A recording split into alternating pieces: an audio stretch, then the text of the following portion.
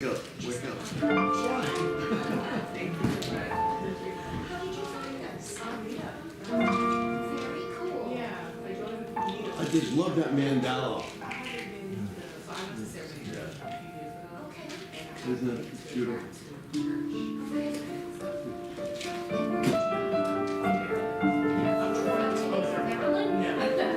I'm going to say that's what where'd you come from today? That's long drive too. I did that for graduate school. I went to Maine. That's a long drive. Sunday not so bad. Yeah, of course. It's a pleasant drive. It's an amazing center. It's just I live with that.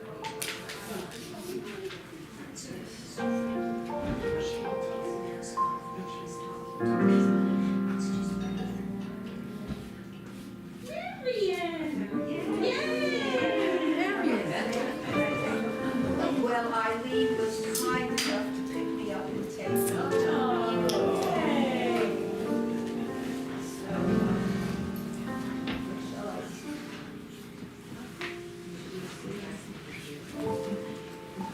Where are you gonna sit, darling? I don't know if you guys. This is free. Let's see. Take an end seat, see what's easier. Well, it hardly matters. I don't really need this. It's only uphill Well, places. it's a nice accent. My daughter will. It's great. I'm Debbie. I'm new here. I just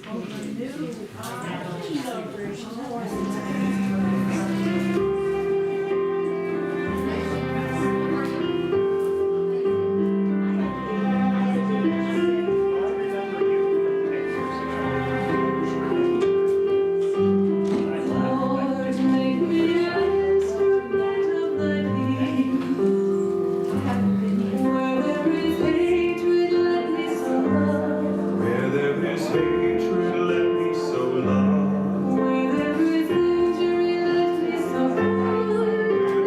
injury, let me so pardon. Lord, make me an instrument of light.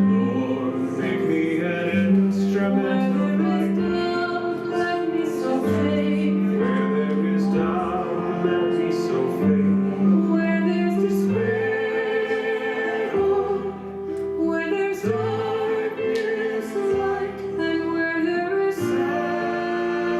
sadness, joy.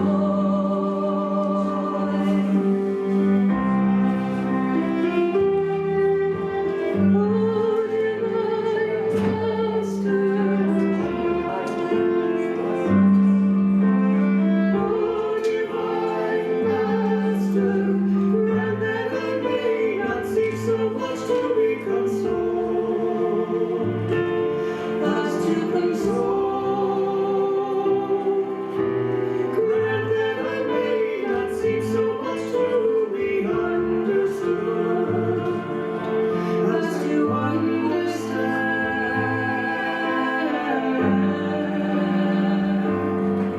To be lost as to love.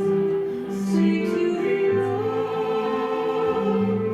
as to love.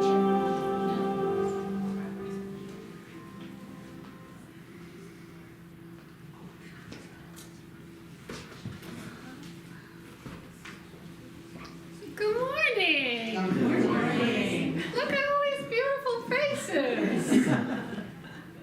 I'm so happy to be here, and I'm so happy that you're here. So my name is Frankie Timmers, and I'm the spiritual director here at Center for Spiritual Living Morristown. I say that because we are online, and we never know who's watching us. And we often have new visitors, and so new visitors are always welcome. You get to have a free book from our bookshelf, and you'll be welcomed with some information about our center and our teaching and our history. And what I want everybody to know is that we have a vision. It's newly created, so I still have to read it. My goal is to memorize it. Our vision is transforming lives through the science of mind philosophy, faith, and way of life. And our mission is providing spiritual inspiration to individuals that lift each one to transform their lives in ways that create a world that works for everyone. Big one, right? And our values are vibrant community, deep spiritual practice, integrity, gratitude, unity, wholeness, timeless wisdom, uncompromising compassion, conscious awareness, and spiritual transformation. Now, are we there yet? Not quite. But it's beautiful to have a vision and to have a goal and to move into a direction of that. And so we all do our best, and each of us have our own unique experience in that, right? So the topic today is from talk to walk. That's a big one, right? And we're exploring the basic principles of the Science of Mind teaching, which has been around for a while. And we're doing that every January with the first 4 chapters of the Science of Mind textbook. And the reason we do that is it sets the tone for the year. And our theme this year is living out loud. Living out loud. And for the month, it's root and reboot. So the 4th chapter is called How to Use It. And if all you do all your life is study these first 4 chapters, then you will get a deeper understanding of what the teaching is about, because the textbook is a textbook. Which not for everybody, but keep reading those first 4 chapters and putting them into practice is the key. So we're going to explore that, and it means that what we call healing is truth and spirit and our inherent wholeness revealing itself. There's always more room for that, right? And then where do we start? Where do we start? And then to remember that we're the ones to be an instrument of healing in the world, and the world needs it today. So if you are online, I'm sure that you have discovered our website. Those of you that are here, it has lots of information on what's going on. We do our best to keep it current. If you notice anything, let us know, like Lori did. And we put our events on there, and the videos are on there, and all that good stuff. And say hello if you're online, whether you're on Facebook or even on YouTube. I think you have a thumbs up and a thumbs down in the comment section. Let us know who you are, where are you from, what you love about this, what you're looking for, what else you need, what are your ideas, your thoughts, your comments. We want to hear from you. And so we are going to now greet each other with our Namaste practice. Namaste is one word for the Sanskrit meaning, which is the divinity in me blesses the divinity in you. So it's our intention to look beyond the facade of our skin and clothing and to see the spirit of the essence in each other. So put your hands together and just bow to somebody and say Namaste.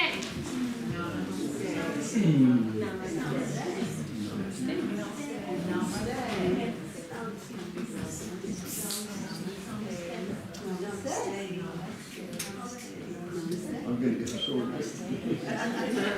And we have these really great cards on the back table that tells you more about who we are. So I would love for you to take a couple of them with you and just post them. Take them to your library, your grocery store, anywhere you see a bulletin board. Give them to your friends. There's a lot of 10 reasons why this community is perfect for you, which is kind of a fun thing. So take those with you. Let's treat our word for affirmative prayer. So I invite you to close your eyes and to just hear these words as if they're yours. So when I say I, my, me, I'm simply speaking from my higher self to all of our higher selves. So right here, right now, as I withdraw my attention from the outer world, I find myself in this inner world of spirit, of purity, of essence, of truth, of love, of light, of wisdom, of grace. And I realize that the universe itself made me an instrument to express these qualities and to hold the higher vision, not just for myself, but for all of humanity, for all of the earth, for all of creation. And so I keep my heart pure and open by means of being aware of what's happening in my consciousness, by means of keeping my heart open, by means of keeping my mind focused and centered on the truth at hand, realizing that the experiences that I have in this human experience is there for me, to awaken me to the truth of my very being, and to know what is mine to do and mine to be in the world. I trust that whatever it is I need to do this is already available within me. It is in the silence and in my spiritual practices that I go to the infinite well of love and partake of it. And then when I share it, it is always returned to me, multiplied abundantly. And so I let healing begin by means of recognizing my own wholeness and the wholeness of others. And then I experience gratitude for all the blessings in my life. And so I turn this word over to the universal law, which we'll hear more about later, knowing that it responds. And I am in sweet expectation of this response, of this givingness, of this grace. And so it is.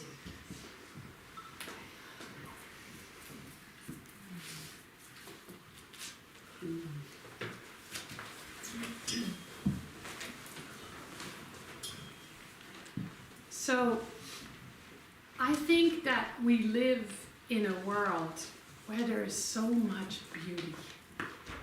I mean, I light up just looking at you and seeing the beauty that you are. And I might look at a candle or that mandala or at nature all around me, or look into the eyes of my beloveds, or see a beautiful piece of art, or hear a beautiful piece of music, and I'm just filled. My heart just fills up. What are some of the things that fill you up in that way?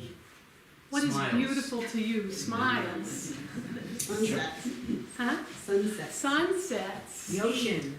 The Seeing ocean. the planet at night from my window. Seeing the planet at night from your window.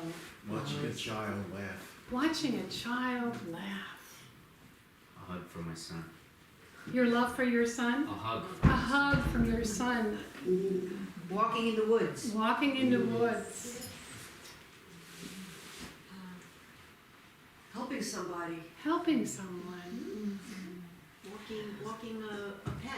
Walk, A dog. yes, walking a pet. You know, if we think about it, there's so much beauty in our lives and in our days, and it's so important to notice it and to fill up on it. Because there's also a lot of ugliness.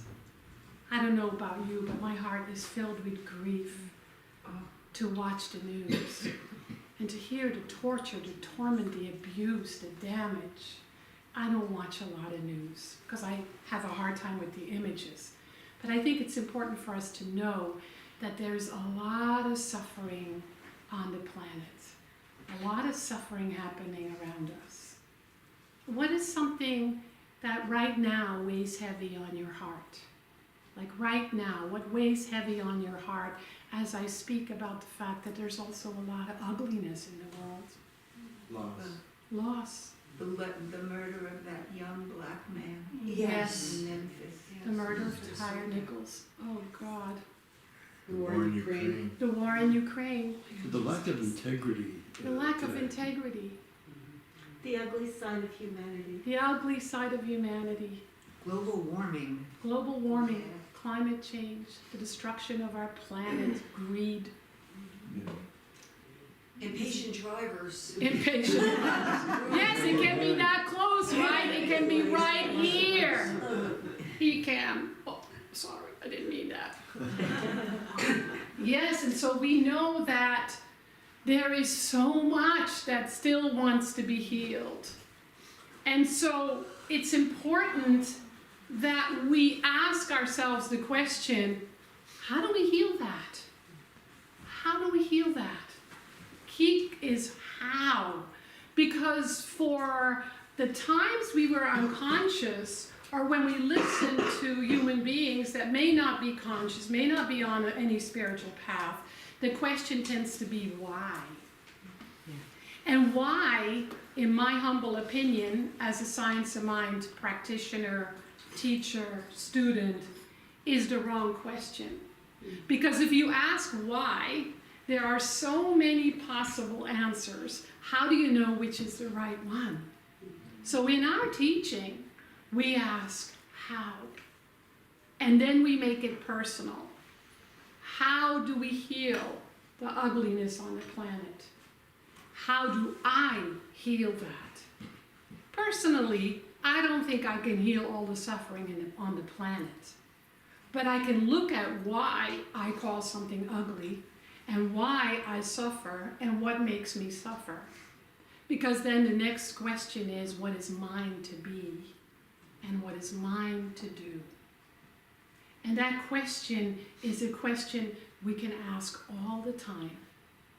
When we're in traffic, when we judge there's a lack of integrity, when we witness humanity being ugly, when we witness climate change issues, when we see violence. And so we are obviously on a spiritual path. Most of us call ourselves science of mind practitioners, students. And so we have a big responsibility. There's a profound demand on those of us who say, I'm a spiritual person, I'm on a spiritual path. And that demand is deeper and wider, more important and more powerful, because otherwise we wouldn't be here. We would be maybe unconscious, maybe the perpetrators, right? And so the question then is, how do we use this teaching? And the beauty is that the Science of Mind teaching has an answer for that.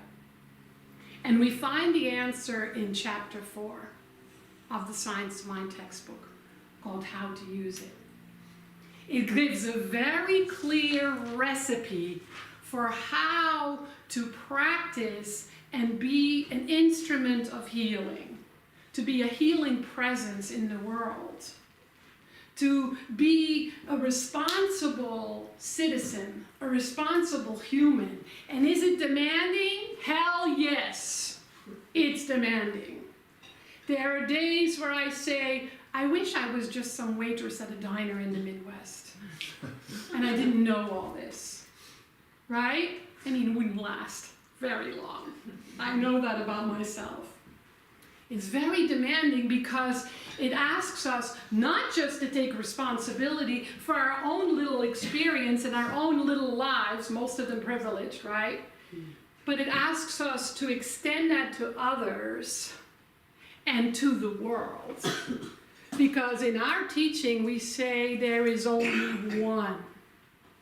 There's only one mind, one presence, one power, one love. Not 2, 3, 4, 5, 6, 8 billion. And so we believe in the oneness of all life. If we believe in the oneness of all life, then what happens to you happens to me, what happens to me happens to you. And we all bear some kind of responsibility. That's why we keep asking, what is mine to be and what is mine to do when we witness suffering? And we make sure that we also witness the beauty and the love and the good that is happening in the world. And so that means that we have to be present. We have to be present. And I know that can be really difficult because a lot of people are stuck in the past. That's all they want to talk about.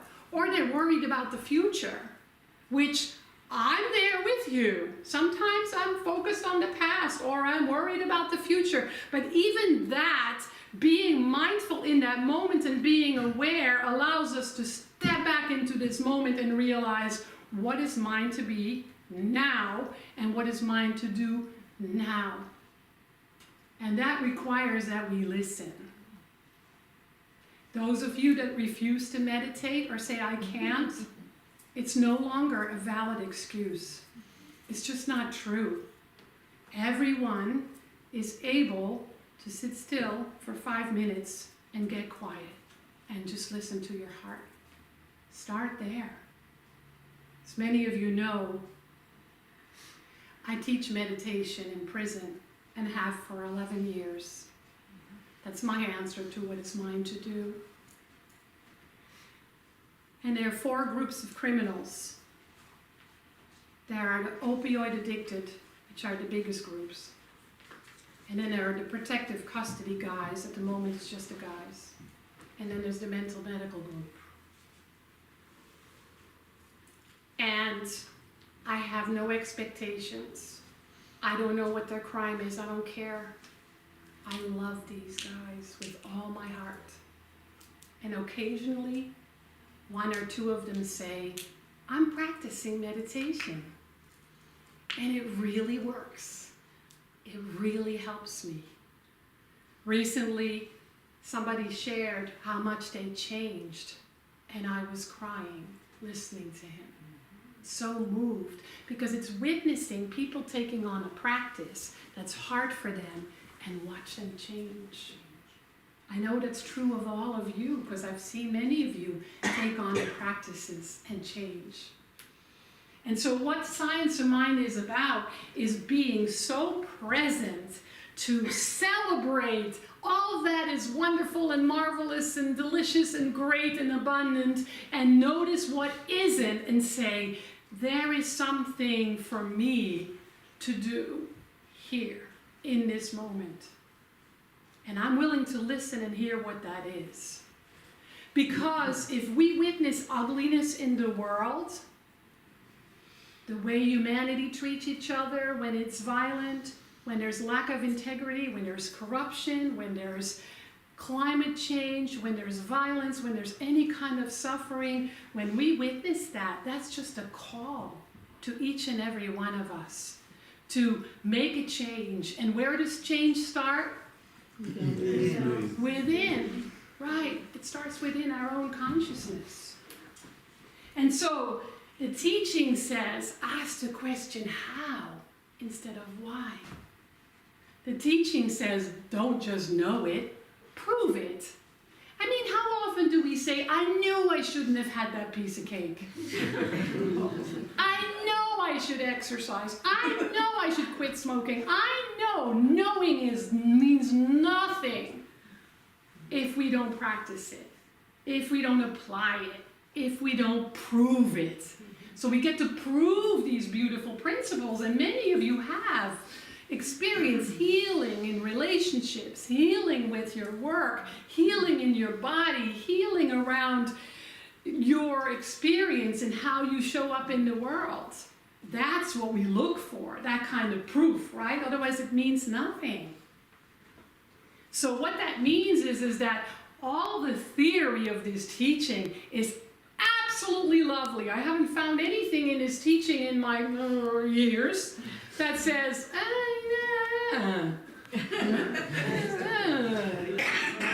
maybe I didn't understand it, but I have found that the practice is a whole different thing. So what is some of the things that we say in our teaching that are absolutes, that are principles, that are truth statements? As within, so without. As within, so without. What else? Change your thinking, change your life. Change your thinking, change your life.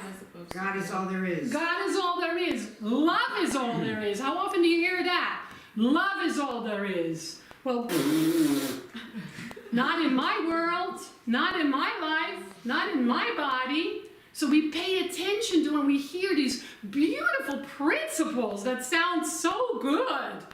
And we say, well, how can I live that? How can I prove that? How can I experience that? Because it starts within our own consciousness. That's the basis of this teaching. There's only one, and as one of my teachers used to say, it's all done with mirrors, right? And so that's where we start. We always start with cause, with a capital C, with truth, with the source of life, with the essence of life, with the truth, principle, whatever words you want to call it. That's where we start. No matter how much we struggle, whether it's in our own lives or what we witness in the world, go for it. Witness it. Feel it. See it. Know it. Grieve over it. Have your heart broken over it. And then we step back and say, what's the absolute truth here? What's the principle that I believe in, that I practice as a Science of Mind student? What's the absolute source of life that wants to come through right here and right now? It means that we're constantly attuning ourselves to the truth like a lost sailboat or a plane, right? Keep going off course. That's natural. We all do. I went way off course the other day. I won't even share how, because it's so boring. I'm so bored with it that I'm just like, oh, way off course. Wait, back. Whatever it is that we need to do, listen to that piece of music. Watch the beautiful sunset. Remember that integrity is something that we practice, and then we see it in the world.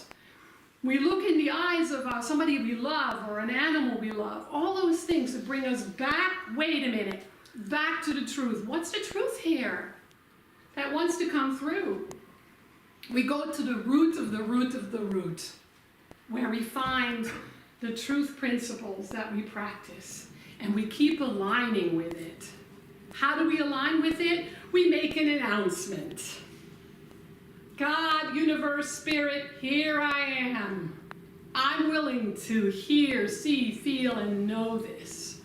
What are some of the affirmations that you say the most? I am perfect, whole, and complete. I'm perfect, whole, and complete. That's a good one. I'll take that one. Anybody else have one?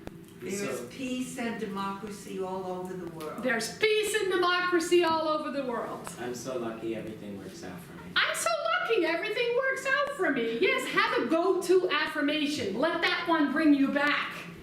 And then feel it, smell it, taste it, and then sit still.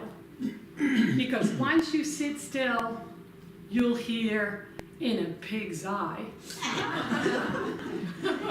Not for this person that I hold a grudge about or I can't forgive. Whole, perfect, and complete. Just look at yourself in the mirror and notice what judgment pops up. Or notice how you judge other people, right? So we do these lovely affirmations, but then we pay attention. Because it's in the paying attention that we bump into the part of us that doesn't quite believe it yet. And why is that important? Because there's a universal law. It works like the law of gravity. I was going to throw this, but I don't want to freak anybody out. If I let this go, will it fall? Yes. You sure? Yes. Absolutely sure? Yes. That's how the universal law works. But bigger. The universal law is the universal mind in action. It's how spirit works. As within, so without. As I give, so shall I receive. As I believe, Done unto me. it's done unto me. Belief is your personal law. It's your personal way of using a law. Much of what we believe we don't realize because it's unconscious. Good thing, or we all be crazy. But we want to notice it. We want to pay attention to it. We want to feel it. When I say love is all there is, and we really feel it, I might open my eyes and say, yeah, but not in this person. And that's where my work is. Remember Reverend Michelle said last week, what's in the way is The way. the way. What's in the way is the way, so we notice what gets in the way. And that's where our healing power lies. We don't go, la, la, la, la, la, la, it's not true. We notice it, and we feel it, and we see it, and we allow it to be that which brings us back into alignment.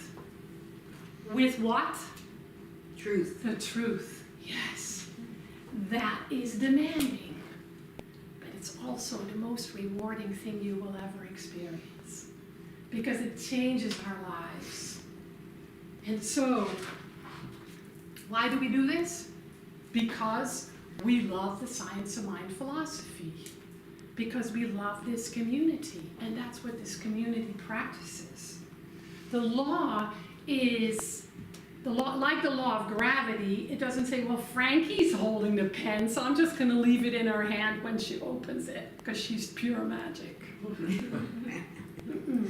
Same with the universal law. Universal law, the way the universe works, the way the truth works, is impersonal. It doesn't say, I'm going to really work this one for Gail because she's just beautiful. But I'm not going to make it work for Bill because, you know, Bill.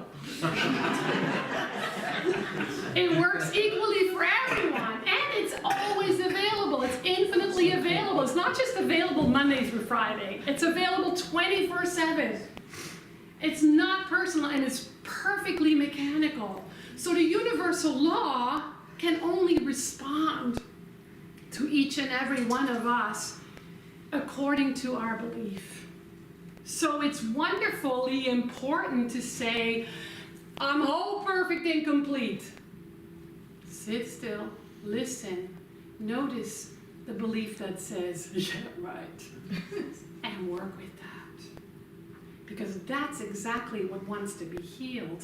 Because if it doesn't get healed, it shows up in the world as disease, climate change, violence, discrimination, racism, poverty, all kinds of suffering. That's what you and I are witnessing. It's through the filter of our own consciousness showing us what wants to be healed. And so how do we do that? We notice, we pay attention, and we keep coming back to the truth. We keep coming back to it, and we keep healing what's in the way. Usually what's in the way is a limited belief about ourselves, a place of unforgiveness. We learned from Reverend Michelle last week in our workshop, in her talk. What else? What else do you think gets in the way? Fear. Fear. Fear, Ego. Absolutely. Ego, Judgment. Selfishness, judgment. So we want to notice those. What we tend to do when we're on a spiritual path is we tend to beat ourselves up about those. No, just admit them. My teacher used to say, if you can't hide it, paint it red. Be honest about it. And then do the work. Then do the work. So it's pretty obvious to me that all of us in this room and watching us from through live stream are pretty evolved. I know it doesn't seem that way, but we're pretty evolved, right? Humanity is pretty evolved. Look at history. Go back a gazillion years and look how far we've come. What we've done with that. A lot of good, but a lot not. And so what tells us that we are very evolved is the fact that we have the freedom to choose. We have the gift of choice. Your dog doesn't, even though you think he does. Your cat doesn't, especially, even if you think she does. Humanity has the gift of choice. There's a reason we incarnated, because the universe kind of had faith in us that we would do something good with that gift of choice, right? And doesn't punish us when we don't. And so when we don't use that gift of choice very well, we suffer. Have you noticed that? That gift of the freedom to choose, when it's used well, we free ourselves, we heal. When we don't use it well, we suffer. But we tend to then point fingers and think it's because of someone else. And so the beauty is that we already know that. When we sit still and we begin to listen and ask the right questions, we begin to know and hear and understand. And that's how we grow, because that's how we make new choices. And so every time that we prove this principle, we set the tone for a different experience. You already know this, because you know that when you're in a really good place, life is different than when you aren't, right? And so there's this thing that Ernest Holmes says that's a little different than what you hear in the world. Many teachings, including the Bible, says you are in the world, but not of it. We say we are in the world and of it. We are in the world and we are of it. That's where the challenge comes. That's where the demand is. Because there's the infinite and there's the finite. There's the whole, there's the whole, and the broken. There's the bad, there's the bad, and there's the good. There's the good and the bad. There's the ugly and the beautiful. There's the freedom and the healing and the suffering. It's both and.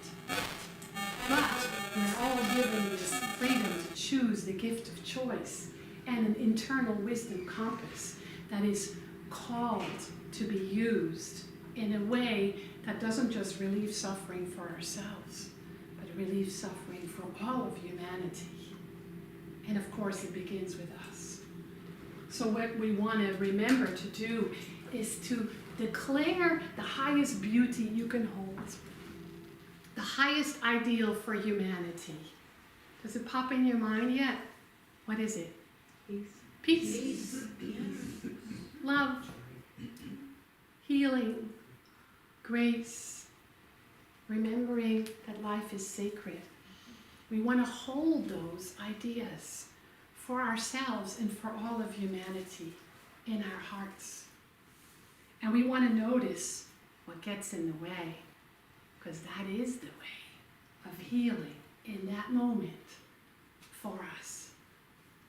And then we trust the law. We trust this. And we trust the universe. I'm just picking it up so Gail doesn't trip on it. You're welcome. We trust spirit. We trust the universe. We trust that which is greater than we are. We really trust it. By the way, that's a whole other talk, maybe 5. Life is a beautiful dance. It's a beautiful dance. And so we can either succumb to the fear and the worry and the anxiety and the struggles, or we can have faith in our own ability to create a world that works for everyone. You and I might not experience it in this lifetime, but when we do the work, the world will. I want to close with a poem that's just been with me a lot lately, by one of my favorite Austrian poets, Rainer Maria Rilke. It's called Let This Darkness Be a Bell Tower. Quiet friend who has come so far, feel how your breathing makes more space around you. Let this darkness be a bell tower, and you the bell. As you ring, what batters you becomes your strength. Move back and forth into the change. What is it like, such intensity of pain? If the drink is bitter, turn yourself into wine. If this uncontainable light, if this uncontainable night, but be the mystery at the crossroad of your senses, the meaning discovered there.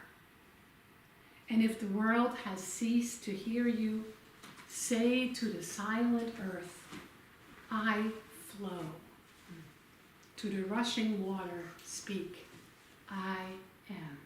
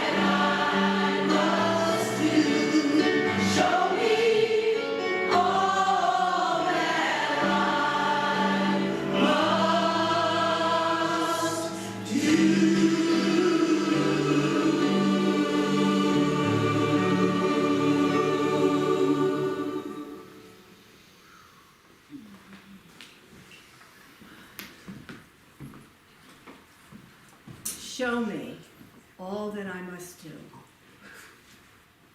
And we're speaking this morning about spiritual law, how we use spiritual law. And I'd like to give, my name is Gail Belluardo. I'm a licensed practitioner here at our center.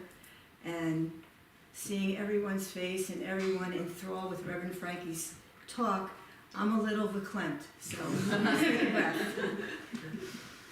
So we decided that this morning, one of the ways for us to bring home this whole idea of spiritual law is to give you an experience of what it is like to use spiritual law. Even if you've used it before, I'd like us to just go within ourselves. If you feel comfortable closing your eyes, feet on the floor, and just allow the breath, which is already always supplying you life. But in this time, you're doing it more consciously. And so I invite you to take in a conscious breath and allow your lungs to fill up and feel that life force energy as you exhale, creating your life. And so spiritual law is in operation all the time, as Reverend Frankie said. All the time. There's no time when it is not in operation. There's no time that it's not responding to your predominant prevailing thoughts and feelings. And so this morning, we will be going on a little journey. And the title of this journey is The Store of Life. So I invite you to just consider that it's a clear day, and you're at home reflecting upon your life.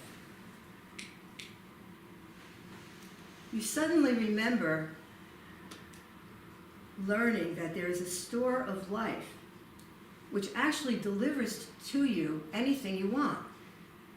Now that seems unbelievable, but you're curious and you want to check it out. So today, you decide to go and find out what this store has to offer. While you're on your way, you begin thinking about some of the things you'd like to have in your life.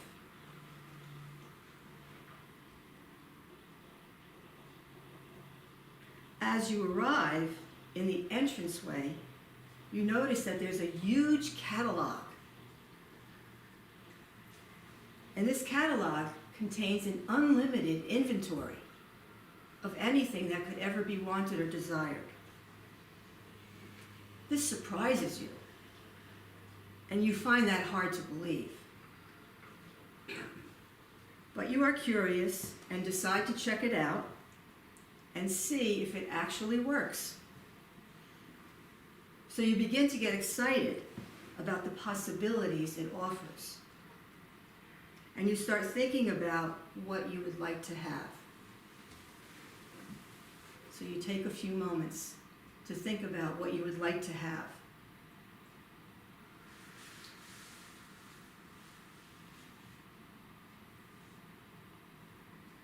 And then you settle upon one desire.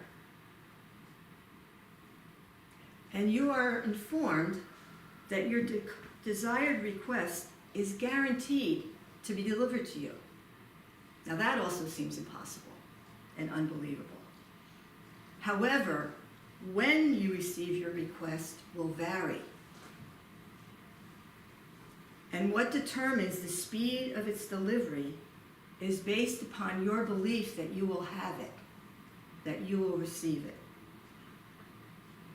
This is actually the cost of manifesting your desire. And it's up to you how fast it arrives. This seems strange, but you decide to try it anyway. After all, you have nothing to lose. So you begin to get excited about the possibilities.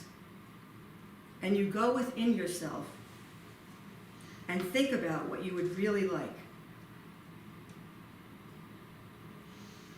You settle on what you want and you make your selection. As you are waiting for delivery, you go through several emotions: anticipation, excitement, joy. And you can actually feel that your delivery is coming pretty soon. But then, you begin to doubt if this actually really works. And you learn that the delivery is delayed. You remember that the speed of delivery is based upon the belief that you will receive it. So you let go of your doubt and focus on believing that it's on its way. But after a while, you start wondering why it's taking so long. And there is another delay. So you return to being sure that you will receive your request. And it begins to feel closer already. But then, you wonder if you deserve it. And there's another delay. So you focus more on believing that you will receive it. And the delivery time is shortened. Then you realize the key is keeping yourself in the mental attitude that your request is being answered.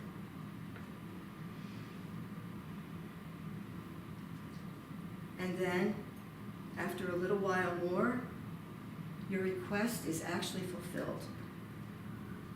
You are overcome with gratitude and joy. And you realize that this store actually works.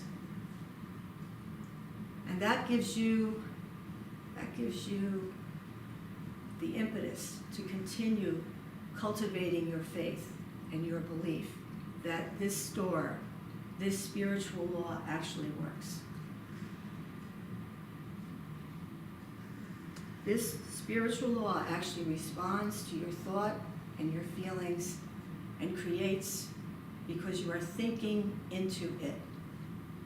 And it is all around, it is within you, it is around outside of you. And it is always infinitely in operation. And you realize that's a really big concept, infinite. And yet you have your proof. You have your proof. So then there's nothing left to do but celebrate. Celebrate that this law is responding. And just allow yourself to continue to cultivate your faith and your belief and your ability to demonstrate what you desire.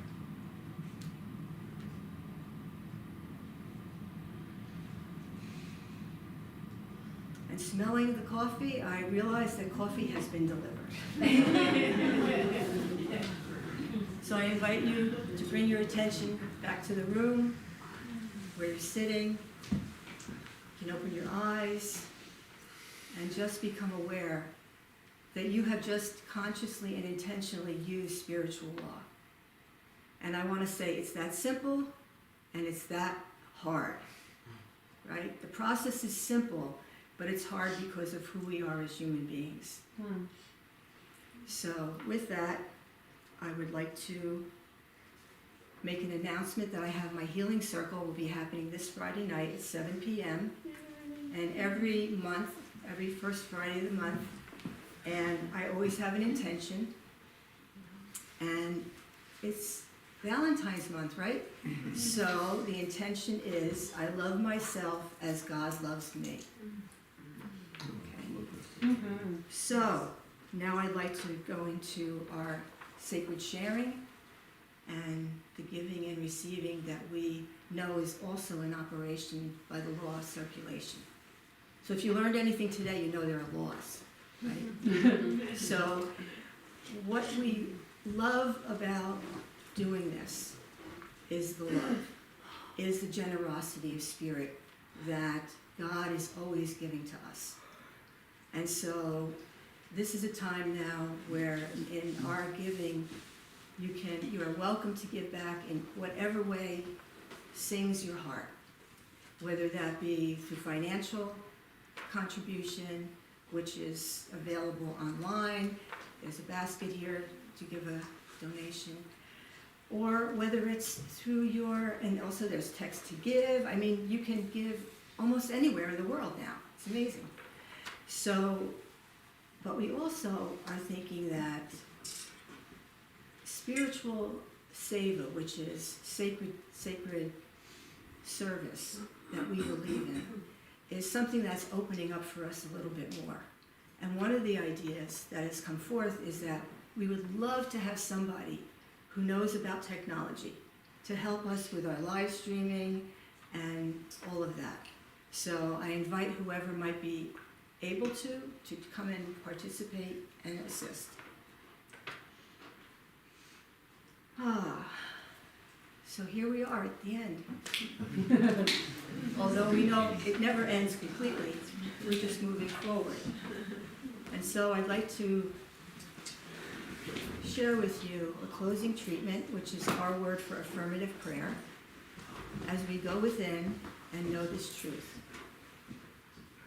I know that this one life, this God's life, is everywhere present, in everything, as everything, simultaneously and forever. Through its divine activity, which is an omni-action, where everything is spontaneously happening, continuously. I know that the service we have provided is one that continues to be inspirational, providing divine wisdom and possibilities for each one of us to continue to grow and expand and become our greater yet to be, and to truly, truly be a beneficial presence in the world, contributing to a world that works for everyone. And for this, I am incredibly grateful.